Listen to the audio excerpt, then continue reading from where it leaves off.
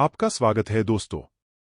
यह हमारे बस 10 सीरीज का स्पॉटलाइट 360 चैनल पे पहला वीडियो है। यहां हम आइकॉनिक व्यक्तित्व, स्थान, घटनाएं और अन्य विषयों पर 10 पॉइंट्स में बात करते हैं। आज हम भारत के एक श्रेष्ठ व्यक्तित्व डॉक्टर भीमराव रामजी आम्बेडकर के जीवन और उनके विरासत की खोज पर एक यात्रा पर निकलेंगे, जिन्हें प्यार से बाबा साहेब कहा जाता है।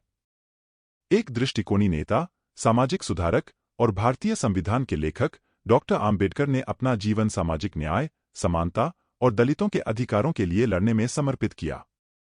हमारे साथ जुड़े जब हम एक ऐसे व्यक्ति की असाधारण कहानी में खुद को डुबोते हैं, जिन्होंने इतिहास का पथ बदल दिया और जो दुनिया भर में लाखों को प्रेरित करते हैं। यह डॉक्टर B.R. आम्बेडकर की अनकही कहानी है।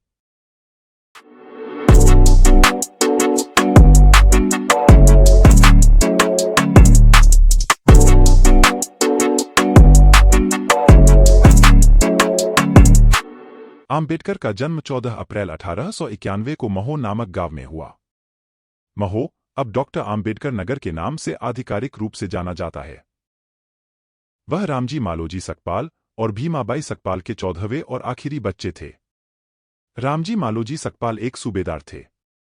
उनका परिवार आज के रत्नागिरी जिले के अंबडावे, मंडांगड़ तालुका के शहर से था। आम्बेडकर एक महार दलित जाति में जन्मे थे। उन दिनों हिंदुस्तान में दलितों को अछूत माना जाता था और इसी वजह से अंबेडकर को सामाजिक जीवन में भेदभाव का सामना करना पड़ा। उन दिनों अछूतों के लिए स्कूल जाना आम बात नहीं थी, लेकिन पिता सूबेदार होने के कारण स्कूल जाने की परमिशन मिल गई। स्कूल में उन्हें पीछे सबसे दूर बैठना पड़ता था।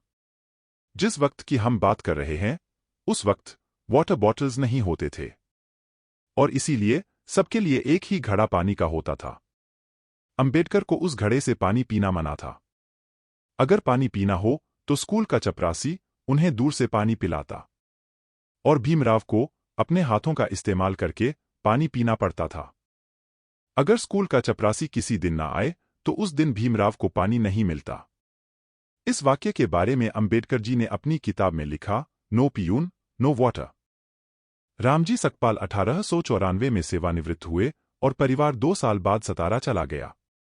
कुछ ही समय में उनकी माता का देहांत हो गया।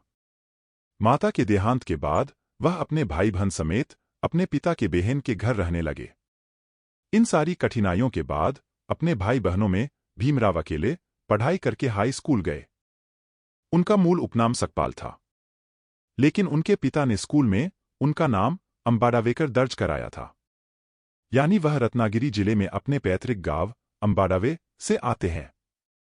आगे जाकर उनके मराठी ब्राह्मण शिक्षक कृष्णाजी केशव अंबेडकर ने स्कूल रिकॉर्ड में उनका उपनाम अंबाडावेकर से बदलकर आम्बेडकर कर लिया। 1897 में अंबेडकर का परिवार मुंबई चला गया, जहां अंबेडकर एल्फिंस्टन हाई स्कूल में दाखिला लेने वाले एकमात्र अछूत बन गए। 1906 में जब वे लगभग 15 वर्ष के थे, तब उन्होंने 9 वर्षीय लड़की रमाबाई से विवाह किया। उस समय प्रचलित प्रथा के अनुसार जोड़े के माता-पिता द्वारा यह विवाह कराया गया। 1907 में उन्होंने अपनी मैट्रिक परीक्षा उत्तीर्ण की और अगले वर्ष उन्होंने एल्फिंस्टन कॉलेज में प्रवेश लिया। ऐसा करने वाले वह अपनी महार जाति के पहले व्यक्ति थे।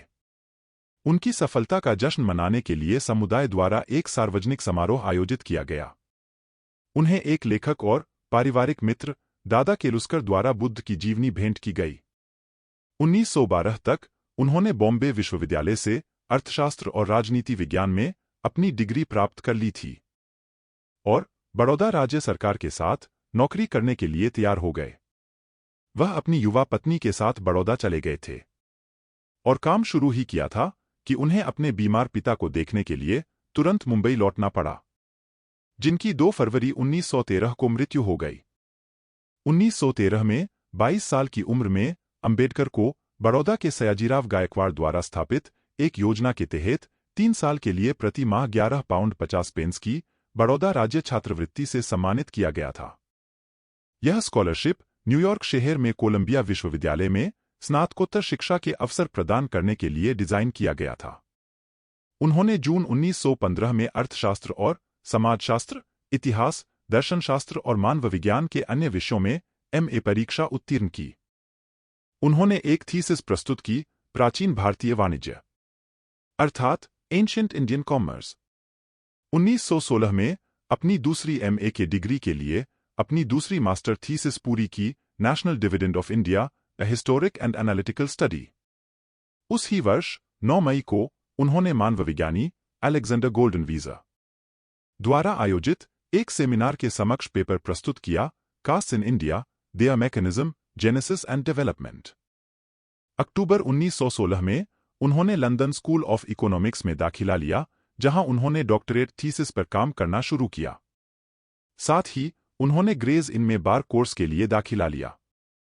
आप सोच रहे होंगे यह बार कोर्स क्या होता है। लॉ सोसाइटी तदनुसार बार में बुलाए जाने का तात्पर्य बैरिस्टर के पेशे में प्रवेश से है। जून 1917 में बड़ौदा से उनकी छात्रवृत्ति समाप्त होने के कारण वे भारत लौट आए। उनके पुस्तक संग्रह को जिस जहाज पर वह थे उससे अलग एक जहाज पर भेजा गया था और उस जहाज को एक जर्मन पनडुब्बी द्वारा टारपीडो से उड़ा दिया गया और डूबो दिया गया। उन्हें 4 साल के भीतर अपनी थीसिस जमा करने के लिए लंदन लौटने की अनुमति मिल गई। वे पहले अवसर पर वापस लौटे और 1921 में मास्टर डिग्री पूरी की। उनकी thesis the problem of the rupee, its origin and it's solution पर थी। 1923 में उन्होंने डीएससी पूरा किया, अर्थशास्त्र में, जो लंदन विश्वविद्यालय से प्रदान किया गया था, और उसी वर्ष उन्हें ग्रेज इन द्वारा बार में बुलाया गया था। बार में बुलाने का अर्थ है बैरिस्टर के पेशे में आना। 1927 में कोलंबिया से अर्थशास्त्र में अंबेडकर ने अपनी पीएचडी प्राप्त की। चूंकि अंबेडकर ने बड़ौदा रियासत में शिक्षा प्राप्त की थी, इसलिए वे इसकी सेवा करने के लिए बाध्य थे।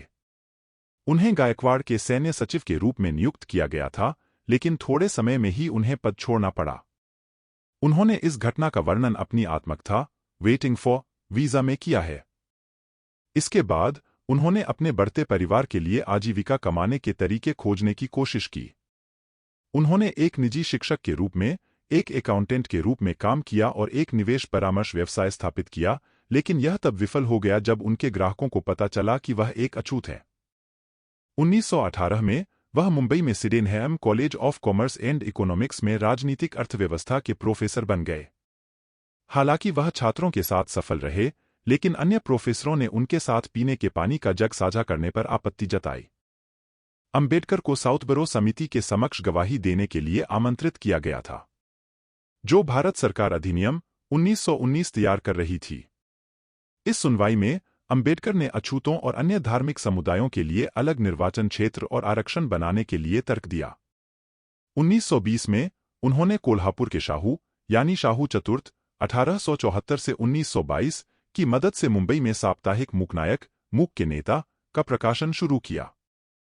बॉम्बे हाई कोर्ट में वकालत करते हुए उन्होंने अछूतों के लिए शिक्षा को बढ़ावा देने और उनके उत्थान का प्रयास किया। उनका पहला संगठित प्रयास केंद्रीय संस्था बहिष्कृत हितकारिणी सभा की स्थापना थी, जिसका उद्देश्य शिक्षा और सामाजिक आर्थिक सुधार के साथ साथ बहिष्कृत लोगों का कल्याण करना था, जिन्हें उस समय दलित वर्ग कहा जाता था। दलित अधिकारों की रक्षा के लिए उन्होंने मूक नायक, बहिष्कृत भारत और समानता जनता जैसी कई पत्रिकाएं शुरू कीं। उन्हें 1925 में अखिल यूरोपीय साइमन कमीशन के साथ काम करने के लिए बॉम्बे प्रेसिडेंसी समिति में नियुक्त किया गया था। इस आयोग ने पूरे भारत में बड़े पैमाने पर विरोध प्रदर्शन किया था, और जबकि इसकी रिपोर्ट को अधिकांश भारतीयों ने नजरअंदाज कर दिया था, अंबेडकर ने स्वयं भारत के भावी संविधान के लिए सिफारिशों का एक अलग सेट लिखा था। 1927 तक अंबेडकर ने अस्पृश्यता के खिलाफ सक्रिय आंदोलन शुरू करने का फैसला किया था।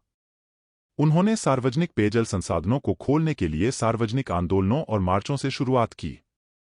उन्होंने हिंदू मंदिरों में प्रवेश के अधिकार के लिए भी संघर्ष शुरू किया। उन्होंने शहर के मुख्य जल टैंक से पानी लेने के अछूत समुदाय के अधिकार के लिए लड़ने के लिए महाड़ में एक सत्याग्रह का नेतृत्व किया। 1927 के अंत में एक सम्मेलन में अंबेडकर ने जातिगत भेदभाव और अस्पृश्यता को वैचारिक रूप से उचित ठहराने के लिए क्लासिक हिंदू पाठ मनु के कानून नामक मनुस्मृति की सार्वजनिक रूप से निंदा की, और उन्होंने प्राचीन पाठ की प्रतियों को औपचारिक रूप से जला दिया। 25 दिसंबर 1927 को उन्होंने हजारों अनुयायियों को मनुस्मृति की प्रतियां जलाने के लिए प्रेरित किया। इस प्रकार प्रतिवर्ष 25 दिसंबर को अंबेडकरवादियों और दलितों द्वारा मनुस्मृति दहन दिवस मनाया जाता है। 1930 में अंबेडकर ने 3 महीने की तैयारी के बाद कालाराम मंदिर आंदोलन शुरू किया। नासिक के सबसे महान जुलूसों में से एक कालाराम मंदिर में लगभग 15,000 स्वयंसेवक एकत्र हुए। जुलूस का नेतृत्व एक सैन्य बैंड और स्काउट्स के एक बैच ने किया था। महिलाएं और पुरुष पहली बार भगवान के दर्शन के लिए अनुशासन, व्यवस्था और दृढ़ संकल्प के साथ चले। जब वे द्वार पर पहुंचे तो ब्राह्मण अधिकारियों ने द्वार बंद कर दिए। 1932 में ब्रिटिश औपनिवेशिक सरकार ने सांप्रदायिक पुरस्कार में दलित वर्गों के लिए एक अलग निर्वाचन क्षेत्र के गठन की घोषणा की। महात्मा गांधी ने अछूतों के लिए अलग निर्वाचन क्षेत्र का कड़ा विरोध किया और कहा कि उन्हें डर है कि ऐसी व्यवस्था हिंदू समुदाय को विभाजित कर देगी। पूना की यरवदा सेंट्रल जेल में कैद रहते हुए गांधीजी ने उपवास करके विरोध जताया। उपवास के बाद मदन मोहन मालवीय और पलवंकर बालू जैसे कांग्रेसी राजनेताओं और कार्यकर्ताओं ने येरवड़ा में अंबेडकर और उनके समर्थकों के साथ संयुक्त बैठकें आयोजित की। 25 सितंबर 1932 को पूना पैक्ट के नाम से जाने जाने वाले समझौते पर हिंदुओं के दलित वर्गों की ओर से अंबेडकर और अन्य हिंदुओं की ओर से मदन मोहन मालवीय के बीच हस्ताक्षर किए गए थे। समझौते ने सामान्य निर्वाचन क्षेत्र के भीतर अनंतिम विधायिकाओं में दलित वर्गों के लिए आरक्षित सीटें दी। समझौते के कारण दलित वर्ग को विधायिका में 71 के बजाय 148 सीटें प्राप्त हुईं, जैसा कि प्रधानमंत्री रामसे मैकडॉनल्ड के तहत औपनिवेशिक सरकार द्वारा पहले प्रस्तावित सांप्रदायिक पुरस्कार में आवंटित किया गया था। पाठ में दलित वर्ग शब्द का उपयोग हिंदुओं के बीच अछूतों को दर्शाने के लिए किया गया था, जिन्हें बाद में भारत अधिनियम 1935 और 1950 के बाद के भारतीय संविधान के तहत अनुसूचित जाति और अनुसूचित जनजाति कहा गया। पूना पैक्ट में सैद्धांतिक रूप से एक एकीकृत निर्वाचन मंडल का गठन किया गया था, लेकिन प्राथमिक और माध्यमिक चुनावों ने व्यवहार में अछूतों को अपने उम्मीदवार चुनने की अनुमति दी। 1935 में अंबेडकर को गवर्नमेंट लॉ कॉलेज, बॉम्बे का प्रिंसिपल नियुक्त किया गया। इस पद पर वे 2 साल तक रहे। उन्होंने इसके संस्थापक श्री राय केदारनाथ की मृत्यु के बाद दिल्ली विश्वविद्यालय के रामजस कॉलेज के शासी निकाय के अध्यक्ष के रूप में भी कार्य किया। उसी वर्ष उनकी पत्नी रमाबाई का लंबी बीमारी के बाद निधन हो गया। 1936 में अंबेडकर ने इंडिपेंडेंट लेबर पार्टी की स्थापना की, जिसने 1937 के बॉम्बे चुनाव में 13 आरक्षित और 4 सामान्य सीटों के लिए केंद्रीय विधानसभा का चुनाव लड़ा और क्रमशः 11 और 3 सीटें हासिल कीं। अंबेडकर ने 15 मई 1936 को अपनी पुस्तक एनिहिलेशन ऑफ कास्ट प्रकाशित की। इसमें हिंदू रूढ़िवादी धार्मिक नेताओं और सामान्य रूप से जाति व्यवस्था की कड़ी आलोचना की। इस दौरान अंबेडकर ने कोंकण में प्रचलित खोती प्रणाली के खिलाफ भी लड़ाई लड़ी, जहां खोत या सरकारी राजस्व संग्रहकर्ता नियमित रूप से किसानों और किराएदारों का शोषण करते थे। 1937 में अंबेडकर ने बॉम्बे विधानसभा में एक बिल पेश किया जिसका उद्देश्य सरकार और किसानों के बीच सीधा संबंध बनाकर खोती प्रणाली को समाप्त करना था। 1946 के प्रांतीय चुनावों में बंगाल में कांग्रेस विधायकों के समर्थन से अंबेडकर भारत की संविधान सभा के लिए चुने गए। अंबेडकर को पहले नेहरू मंत्रालय में भारत के कानून मंत्री के रूप में शामिल किया गया था। 27 सितंबर 1951 को संसद में हिंदू कोड बिल की हार के बाद अंबेडकर ने नेहरू के कैबिनेट मंत्रालय से इस्तीफा दे दिया। अंबेडकर ने 1952 के पहले भारतीय आम चुनाव में बॉम्बे नॉर्थ से चुनाव लड़ा, लेकिन अपने पूर्व सहायक और कांग्रेस पार्टी के उम्मीदवार नारायण सदोबा काजरोलकर से हार गए। अंबेडकर राज्यसभा के सदस्य बने। उन्होंने 1954 के उपचुनाव में भंडारा से फिर से लोकसभा में प्रवेश करने की कोशिश की, लेकिन वे तीसरे स्थान पर रहे। कांग्रेस पार्टी जीत गई। 1957 में दूसरे आम चुनाव के समय तक अंबेडकर की मृत्यु हो चुकी थी। 15 अगस्त 1947 को भारत की स्वतंत्रता के बाद नए प्रधानमंत्री जवाहरलाल नेहरू ने अंबेडकर को भारत के डोमिनियन कानून मंत्री के रूप में सेवा करने के लिए आमंत्रित किया। 2 सप्ताह बाद उन्हें भावी भारतीय गणराज्य के लिए संविधान की मसौदा समिति का अध्यक्ष नियुक्त किया गया। 25 नवंबर 1949 को अंबेडकर ने संविधान सभा में अपने समापन भाषण में कहा, जो श्रेय मुझे दिया गया है वह वास्तव में मेरा नहीं है। यह आंशिक रूप से संविधान सभा के संवैधानिक सलाहकार सर B.N. राव का है, जिन्होंने मसौदा समिति के विचार के लिए संविधान का एक मोटा मसौदा तैयार किया था। अंबेडकर विदेश में अर्थशास्त्र में डॉक्टरेट की उपाधि प्राप्त करने वाले पहले भारतीय थे। उन्होंने तर्क दिया कि औद्योगिकरण और कृषि विकास भारतीय अर्थव्यवस्था को बढ़ा सकते हैं। उन्होंने भारत के प्राथमिक उद्योग के रूप में कृषि में निवेश पर जोर दिया। अंबेडकर ने बुनियादी सुविधाओं के रूप में शिक्षा, सार्वजनिक स्वच्छता, सामुदायिक स्वास्थ्य, आवासीय सुविधाओं पर जोर देते हुए राष्ट्रीय आर्थिक और सामाजिक विकास की वकालत की। उनकी डीएससी थीसिस, रुपये की समस्या, इसकी उत्पत्ति और समाधान, रुपये के मूल्य में गिरावट के कारणों की जांच करती है। इस शोध प्रबंध में उन्होंने संशोधित रूप में स्वर्ण मानक के पक्ष में तर्क दिया और कीन्स द्वारा अपने ग्रंथ भारतीय मुद्रा और वित्त में समर्थित स्वर्ण विनिमय मानक का विरोध करते हुए दावा किया कि यह कम स्थिर था। उन्होंने रुपये के सभी आगे के सिक्कों को रोकने और सोने के सिक्के की ढलाई का समर्थन किया। उनका मानना था कि इससे मुद्रा दरें और कीमतें तय हो जाएंगी। उन्होंने अपने पीएचडी शोध प्रबंध the evolution of provincial finance in British India में राजस्व का भी विश्लेषण किया। इस कार्य में उन्होंने भारत में वित्त प्रबंधन के लिए ब्रिटिश औपनिवेशिक सरकार द्वारा उपयोग की जाने वाली विभिन्न प्रणालियों का विश्लेषण किया। वित्त पर उनके विचार थे कि सरकारों को यह सुनिश्चित करना चाहिए कि उनके व्यय में वफादारी, बुद्धिमत्ता और मितव्ययिता हो। वफादारी का अर्थ है कि सरकारों को पहले स्थान पर पैसा खर्च करने के मूल इरादों के लिए जितना संभव हो सके पैसे का उपयोग करना चाहिए। बुद्धि का अर्थ है इसका उपयोग जनता की भलाई के लिए यथासंभव किया जाना चाहिए, और अर्थव्यवस्था का अर्थ है धन का उपयोग किया जाना चाहिए ताकि उनसे अधिकतम मूल्य निकाला जा सके। अंबेडकर एक अर्थशास्त्री के रूप में प्रशिक्षित थे और 1921 तक एक पेशेवर अर्थशास्त्री थे।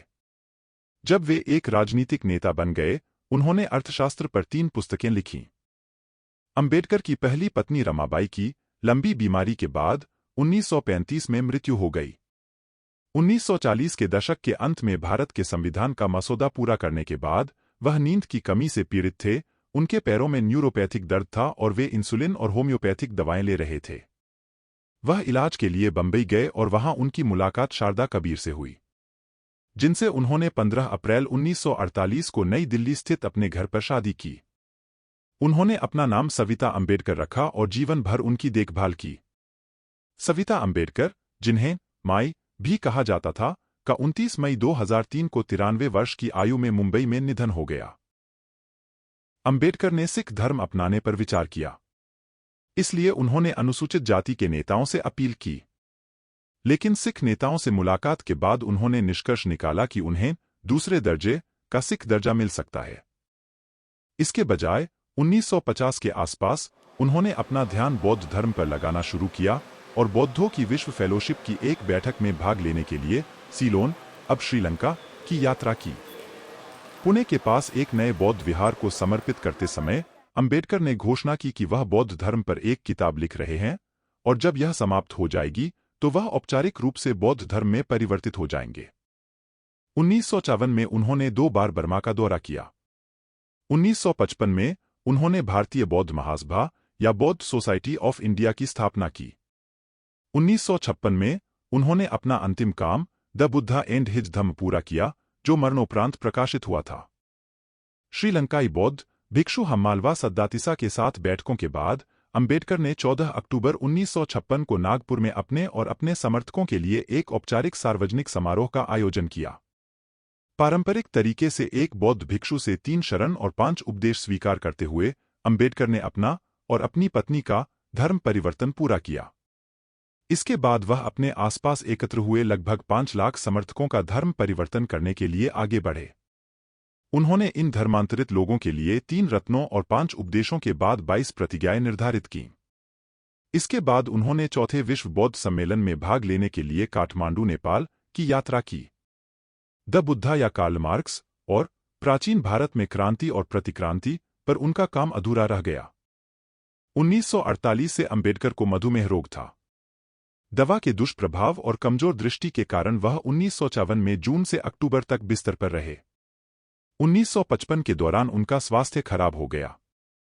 अंबेडकर की 6 दिसंबर 1956 को दिल्ली में उनके घर पर नींद में ही मृत्यु हो गई। 7 दिसंबर को दादर चौपाटी समुद्र तट पर एक बौद्ध दाह संस्कार का आयोजन किया गया था, जिसमें 5 लाख शोक संतप्त लोग शामिल हुए थे। 16 दिसंबर 1956 को एक धर्मांतरण कार्यक्रम आयोजित किया गया था ताकि दाह संस्कार में उपस्थित लोगों को भी उसी स्थान पर बौद्ध धर्म में परिवर्तित किया जा सके। सविता और यशवंत ने B.R. अंबेडकर द्वारा शुरू किए गए सामाजिक धार्मिक आंदोलन को आगे बढ़ाया। यशवंत ने बुद्धिस्ट सोसाइटी ऑफ इंडिया के दूसरे अध्यक्ष 1957 से 1977 और महाराष्ट्र विधान परिषद 1960 से 1966 के सदस्य के रूप में कार्य किया। अंबेडकर के नोट्स और कागजात में कई अधूरी टाइपस्क्रिप्ट और हस्तलिखित ड्राफ्ट पाए गए और धीरे धीरे उपलब्ध कराए गए। इनमें वेटिंग फॉर ए वीजा, जो संभवतः 1935 से 1936 तक की है और एक आत्मकथात्मक कृति है, और अनटचेबल्स या द चिल्ड्रेन ऑफ इंडियाज गेटो, जो 1951 की जनगणना को संदर्भित करता है, शामिल थे। अंबेडकर के लिए उनके दिल्ली स्थित घर 26 अलीपुर रोड पर एक स्मारक स्थापित किया गया था। उनकी जन्मतिथि को अंबेडकर जयंती या भीम जयंती के रूप में जाना जाता है, जिसे कई भारतीय राज्यों में सार्वजनिक अवकाश के रूप में मनाया जाता है। उन्हें 1990 में मरणोपरांत भारत के सर्वोच्च नागरिक सम्मान भारत रत्न से सम्मानित किया गया। उनके जन्म और मृत्यु की सालगिरह पर और नागपुर में धम्म चक्र प्रवर्तन दिवस 14 अक्टूबर पर मुंबई में उनके स्मारक पर कम से कम 5 लाख लोग उन्हें श्रद्धांजलि देने के लिए इकट्ठा होते हैं। हजारों किताबों की दुकानें स्थापित की जाती हैं और किताबें बेची जाती हैं।